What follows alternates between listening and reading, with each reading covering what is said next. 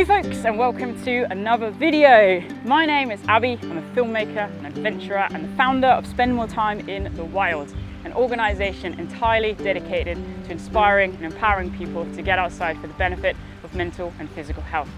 Now I'm really excited to be dropping another video today in partnership with Barnardos, one of the most established children's charities in the UK, with hundreds of services up and down the country dedicated to offering children and young people the support that they need. Now for both me and Barnardos, mental health and well-being is a massive part of what we're all about, and today we're in this beautiful wild space to talk about how access to nature can help us all on our well-being journey.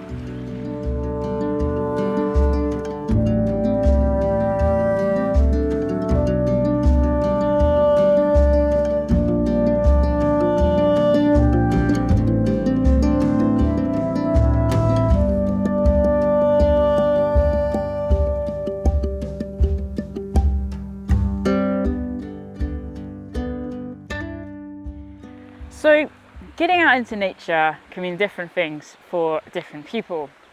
But I started getting out into nature when I was 13 years old. I was struggling with a lot of bullying at different places I went to school.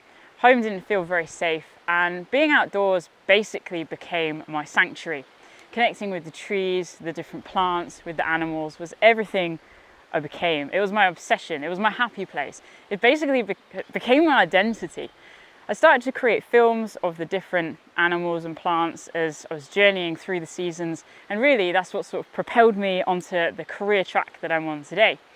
But you know, I still struggle with mental illness, I still struggle with chronic pain, and yes, I've made a career out of getting outside, but I need nature just as we all do. But how we access nature and get into nature, whether it's through mindfulness, creativity or something else, looks different for everybody. So let's take a deeper dive into some of these different things.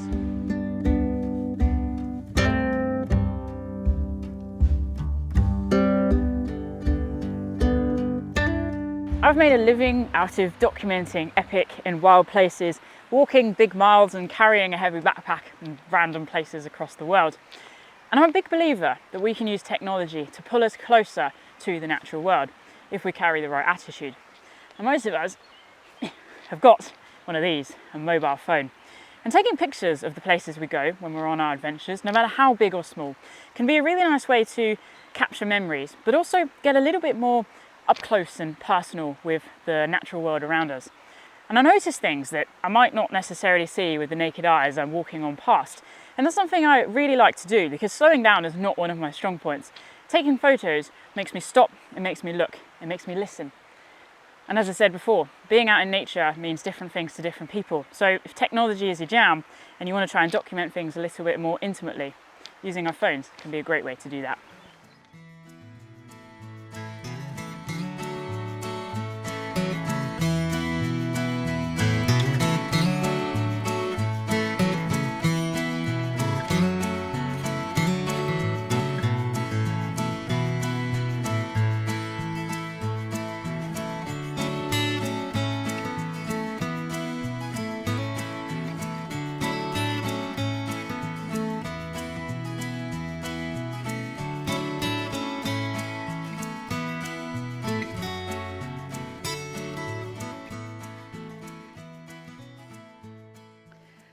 Nature bathing, Shinrin-yoku, forest bathing, whatever you want to call it, it doesn't really matter. Getting out in nature can definitely present opportunities for us to push ourselves in a physical sense, but also to slow down, to step away from technology and into the moment. And for me, a sort of checklist way I like to inspire myself to do that is to sort of have a little think about my senses. So I'll find a nice spot, I'll find a tree to sit in usually, or underneath, or a nice grassy patch, or by a river, and I'll close my eyes and I'll just take a moment to see what I can hear. So right now around us, there's lots of different birds, and it's a really rewarding thing to start to learn your bird songs and be able to identify them from the different calls that you can hear. We've got chiff-chaff, there's a few wrens, there's some cuckoos, the odd blackbird I heard on our way down here. And the more familiar you get with the sounds of the landscape around you, it really helps you to build a relationship with the animals that call this place home. So after my hearing senses, I sort of like to think about what can I see? So we've already discussed how different places can sometimes seem quite one-dimensional, particularly in the summertime where everything is just green.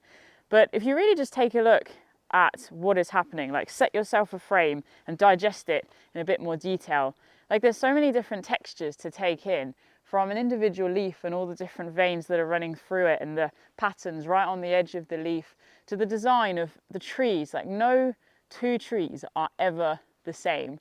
And it's just such an awe-inspiring thing. So whether you're in a park or in your garden or you're out in a national park like we are today, you know, nature is nature, no matter where you find it. And just by taking the time to stop and look and really inspect what is happening, again, it can really deepen your level of interaction with the natural world, and therefore your compassion and your empathy and that relationship, as we just talked about with the animals.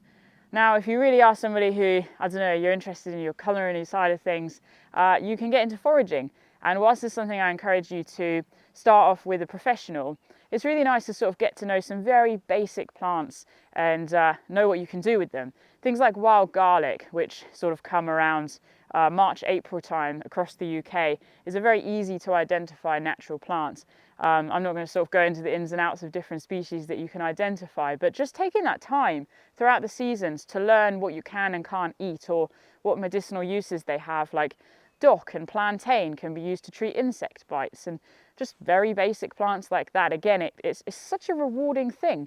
And you know, there are no limits to where you can take this, whether you go down the natural survival route and you learn to build shelters, whether it's about navigation and orientating yourself through the world around you, whether it's identification of birds, of flowers, of trees, of something else entirely. There is something for everybody in the natural world. And for me, that really is where the mindfulness comes into play, because you're entirely in the moment, your senses are awakened, and everything else doesn't matter, because it's 100% about you in that moment in the natural world.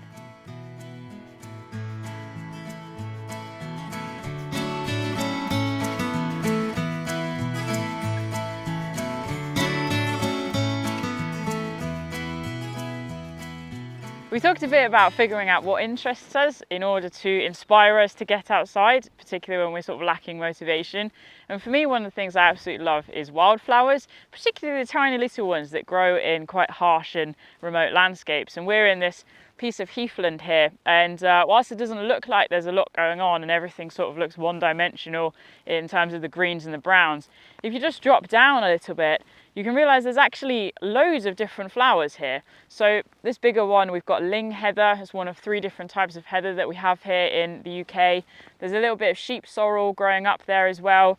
There's milkwort, which is a very traditional medicinal plant. It's all going on, and it's sort of just taking those moments to press pause and really have a look around you that's going to help you step that little bit deeper into the natural world around you.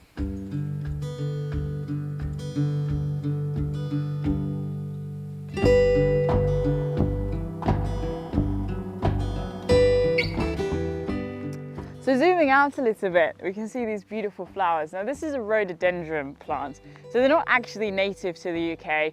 They are an invasive species and they're very controversial, but one cannot deny just how beautiful they are. And it's actually a really nice place to sort of start your ID journey, because they're so distinguished and easy to spot in big open landscapes like this.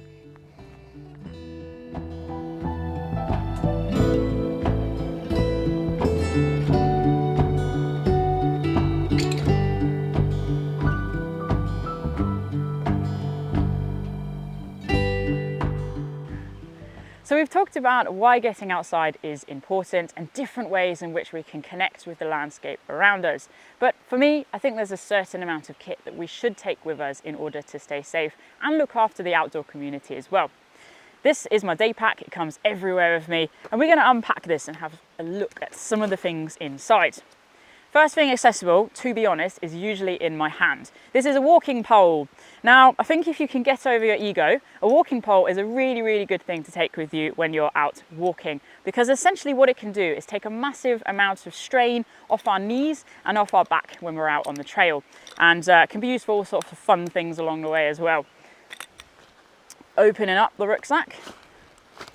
The thing on the top here I have got is my first aid kit. Now this is a rather bulky first aid kit because I am a walk leader, but you know, I think it's quite easy to want to skimp on this because we hope that we never need it, right? It's usually at the bottom of our rucksack and we forget that it's there. But it's really important to know how to use the things in our first aid kit, and just remembering that we might not need it, but we could find somebody who needs some help when we're on the trail or on our adventures. And you know, accidents happen, whether in parks or out on a mountain. So having a first aid kit is something we can't skimp on in my mind. Now next, this is the important part. These, my friends, are snacks. Staying fueled when we are on the trail is vital. It's going to give us energy, it's going to help us to focus and stay connected with the landscape around us. So something sweet, something savoury, whatever takes your fancy really. Just making sure you've got some food and making sure maybe you've got a couple of extra emergency rations which are worth digging into when you've finished your adventure as a bonus treat. Park them over there. I have got an apple, I can be healthy, you see. Now we've got glorious sunshine here in the southwest of the country at the moment. We're in the middle of summer and it is lovely. But no matter the weather, I really believe that it's important to have a certain layering system when we're out hiking. So it can be tempting to wear cotton, and cotton is absolutely fine when we're just going out for a nice local walk. But if we sweat in it or we get wet, it's going to drain us of our body heat and temperature. So having synthetic clothing is a really nice way to go. Layering means you've got one layer and you can put another layer on top and you can put another layer on top. So if you get hot, you can take things off, and if you get cold, you can put more on. So I'm starting with my synthetic t-shirt. Then I have a warm puffy jacket I can put on if I need to. Even here in the shade, you know, it's 20 degrees out in the sunshine, but in the shade it drops. So having that is really helpful. If I'm walking and there's a bit of a wind, I have another spare layer. That's also something I could lend to somebody else if needed. And then right at the bottom of my rucksack, because I refuse to use them in the sunshine today, I've got some waterproofs. So waterproofs for my trousers, or my legs rather, and waterproof for my upper body. And those will protect me if, which is not, the rain comes in. But as you can see, no matter how sunny it is, I always have these things on me. So as well as clothing, we need to think about what we're going to have on our feet. Now it's very easy to overcomplicate this. We can go one way or the other. But I like to say, just make sure you've got some good support and a nice grip, and you're good to go with your shoes. Additionally, in this dry bag here, I've got a few extremities layers. So I've got a woolly hat and I've got a pair of gloves as well, just to keep those warm, because you know we lose most of our body heat from our head and our feet. And remember, a lot of this stuff is there for emergency use. We might not need it in the day, but somebody else might, or if the weather really does change or we get caught out unexpectedly, we've got it just in case. And then this dry bag at the bottom is where all the goodies are. In here I've got a head torch. You might think, why do I need a head torch? Can I not see? Well, again, just in case you get caught out, having a head torch with a spare pair of batteries, or making sure it's fully charged if it's a USB chargeable one, having that's just something nice and light you can chuck in your rucksack. And then obviously, let's not neglect the fact that I actually have a rucksack. Now rucksacks aren't for everybody. Just having something that you can carry this kit around with you when you're out on your adventures. Hopefully you've got your phone to take pictures as well. And then that's really the last thing that I like to say. Yes, we have all of this gear, but making sure we can use it and making sure we actually know where we're going. So having some kind of navigational device. So I won't lie, quite often I use this. My mobile phone has my maps downloaded offline. So if anything happens or I need to save battery by putting it on flight mode, I've got my maps on here. And then I usually have a paper map as well, just as an extra backup. And that is it really. If you've got all that, pack it in, ready to go.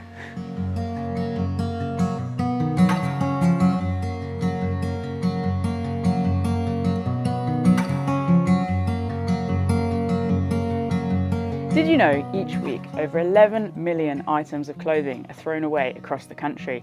And buying pre-loved is one of the best things that we can do to help protect the planet for future generations to come.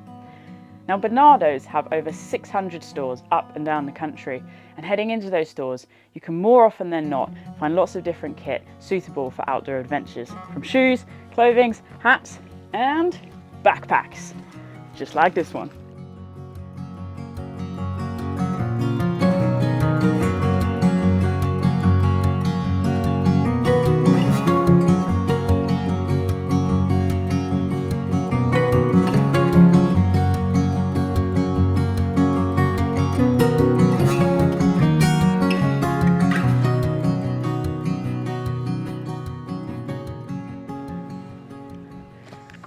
Welcome to the Q&A section.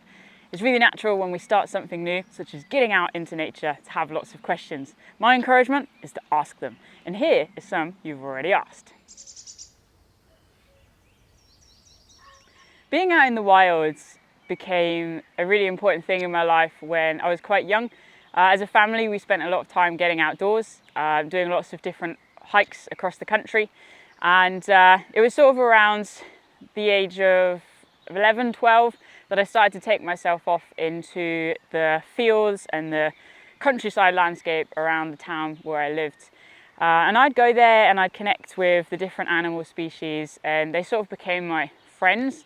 I became really interested in birds in particular and learning the different bird songs happening, whether something was an alarm call, whether it was a mating call, whether it was a bird just singing because it's a lovely sunny day, and wildflowers as well. Just seeing the transient beauty throughout the seasons. Is like no 2 days were the same. Everything was always changing, and the beauty just completely captivated me. And I guess you could say I fell head over heels in love with the natural world, even just something as simple as that countryside. But my relationship with nature got a lot deeper as gradually I got a bit older, and I started to realize that I was struggling a lot with my mental health and how being outside was making me feel much better. I became much more confident and comfortable in my identity. In the struggles that I was dealing with, they were sort of left behind when I walked through that gate and into those fields. And yeah, from there it's just grown more vast and awe-inspiring as the days go by, you know, and I still need nature every single day. It's very much a part of who I am. I live it, I breathe it, and yeah, it definitely keeps me going on a daily basis.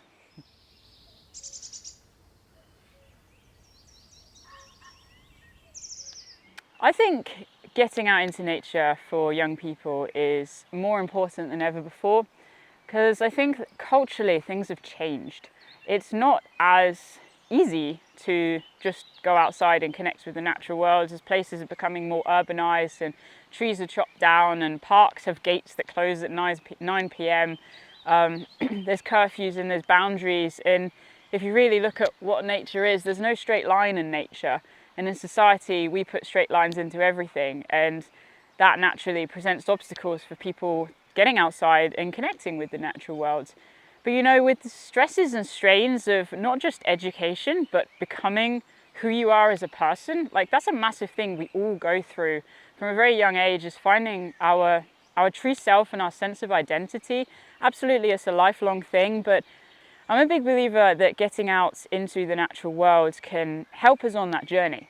You know, it puts you into yourself. It's that mindfulness that we've talked about, that being in the moment. It's the shedding of the stresses and the strains and the expectations that people and the world around us can put on us. And also, you know, it presents an opportunity for struggle, environmental struggle. I think, you know, becoming well beings, you know, yes, we need to eat good, you know, we need to move lots, but having environmental stimuli, like feeling fresh, feeling warm, feeling the flow of a river, you know, across our feet, like it's tactile, it's real, is where we can really find ourselves and propel us forwards on that journey of personal growth. You know, for me, it's a place of healing and restoration, but it's also a place of creativity and inspiration. It's a place of challenge, it's a place of immense beauty. And you know, I think a lot of mental health struggles can come from a lack of connection in one way, and being out in nature can give us, yes, connection with ourselves, but connection with a community of other people who are interested in the world around them and the bigger picture. It can give us a sense of meaning and purpose, and it can give us a sense of home, you know, because there's no judgment from nature. It's a place where we're all welcome and where we all belong. So for young people, just finding your brave and getting outside, even if it is raining, and just being open to whatever nature can teach you, that's where the magic happens. That's where we become.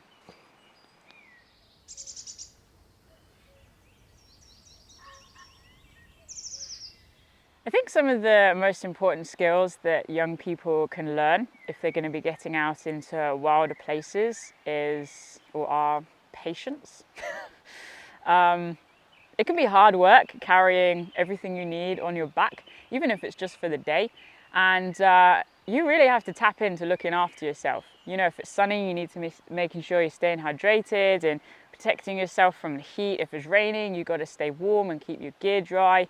There's always something to think about. It's never simple, but it is simple when compared to normal life. And I think that's why people fall in love with it. But it takes a while to dial in your skills and your awareness to those things. And the more you do, the better you get, really. But I also think if you are interested in getting out into nature, the basic skills are just learning to start simple. It's not expecting too much of yourself. It's just getting curious. And for me, that's an attribute that, you know, really can make or break an adventure. And an adventure can be anything from stepping outside and walking a dog and seeing something new to climbing the highest mountain on the continent. It's what you want to make it. And it's that curiosity, it's asking questions, it's wanting to learn from the world around you that is going to make an adventure happen. So patience and curiosity are two skills that I think are nice things to cultivate when we're out and about. It's easy to get hung up over kit and mileage and numbers and all of that sort of thing, but it's different for everybody. You've got to find what you enjoy.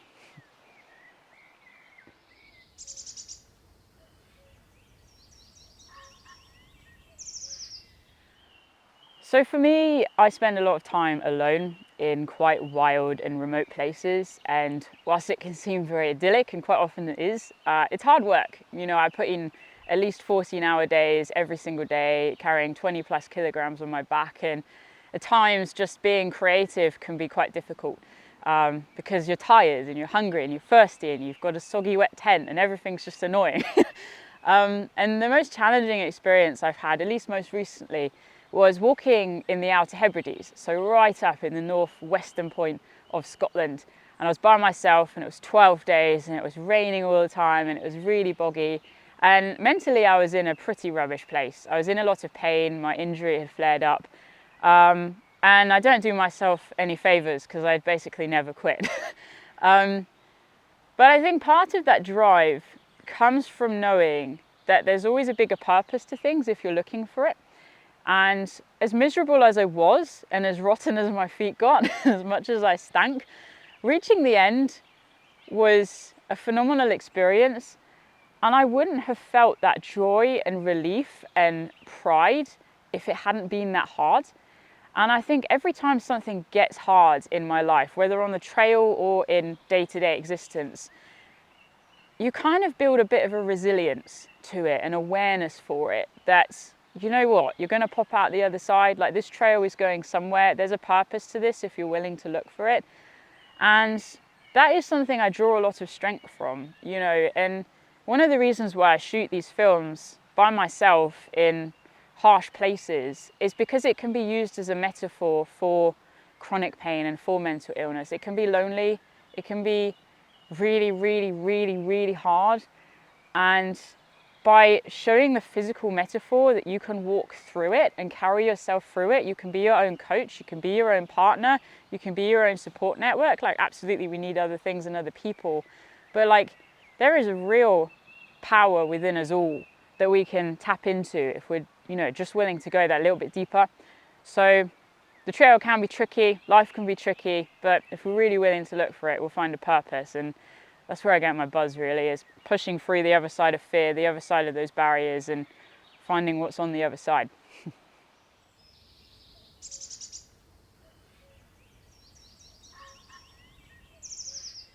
Adventure is an attitude. That's a motto I stick with and carry with me every single day.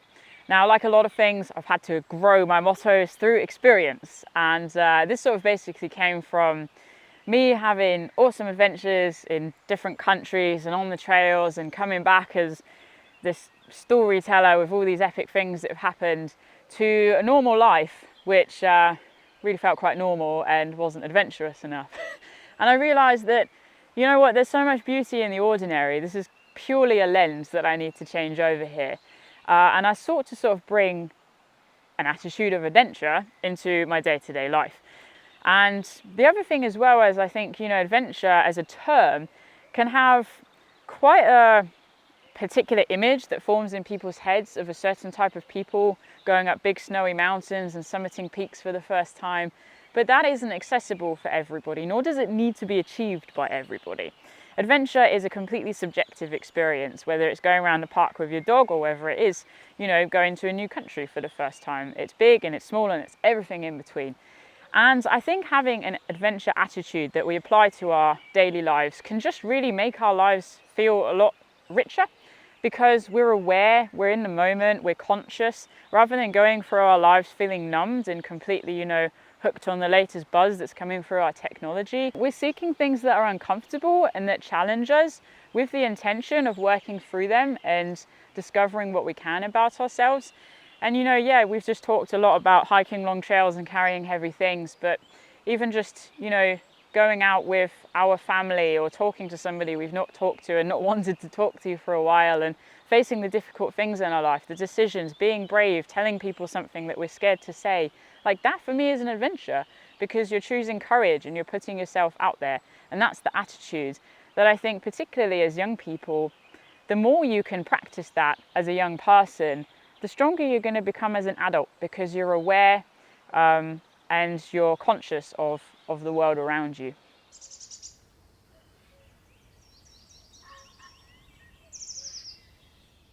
For me, there are 1,000,001 ways in which we can connect with nature on a day-to-day basis, and it doesn't even necessarily mean we have to leave our own front door.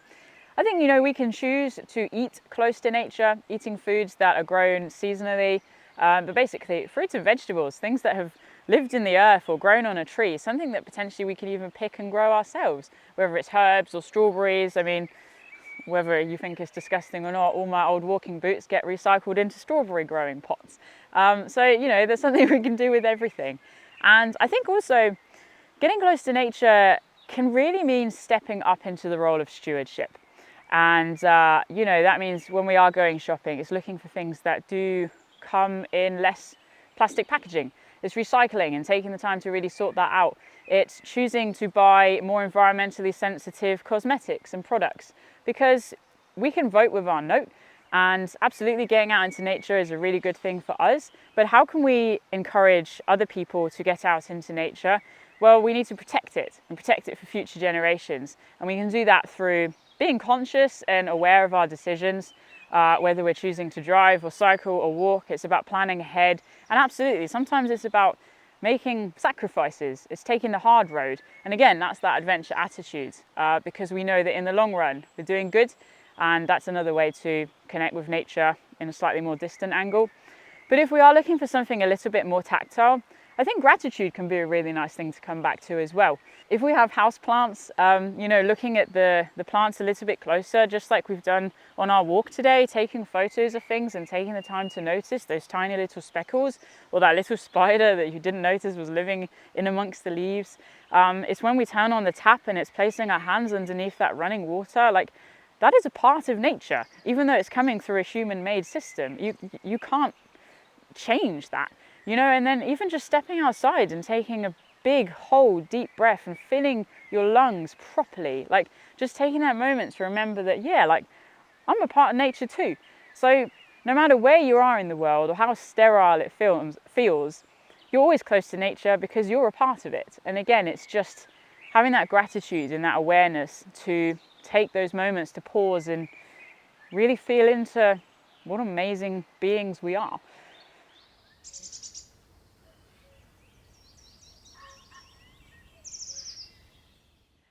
You know, we're so blessed here living in the UK. There is almost every possible landscape we could ever want to experience within reasonably close proximity, and a lot of it is accessible by public transport, by car sharing schemes.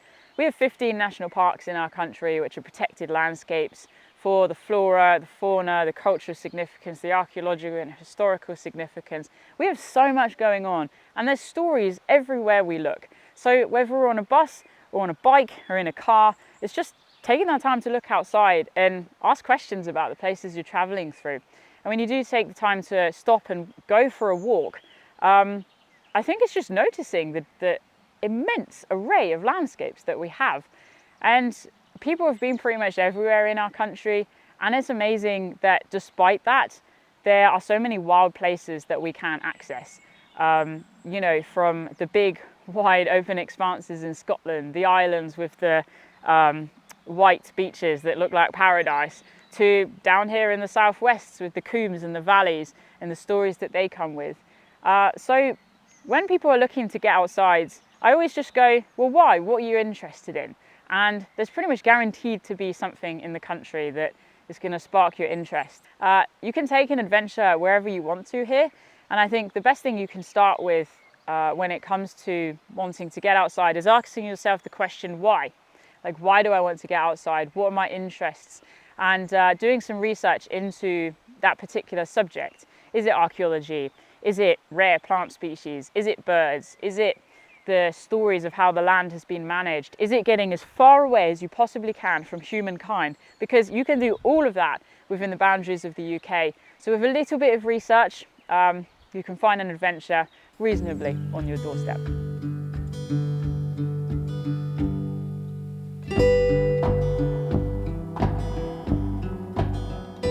So if you've been inspired to get out for your own adventures, no matter how big or small, or if you need some support for your mental health, you can head over to the Barnardos website and the social media platforms, all linked below in the description. And if you need any more motivation and inspiration to get outdoors, you can head over to my channel and watch some of my adventure videos from around the world. But wherever you go, folks, enjoy those adventures and stay wild.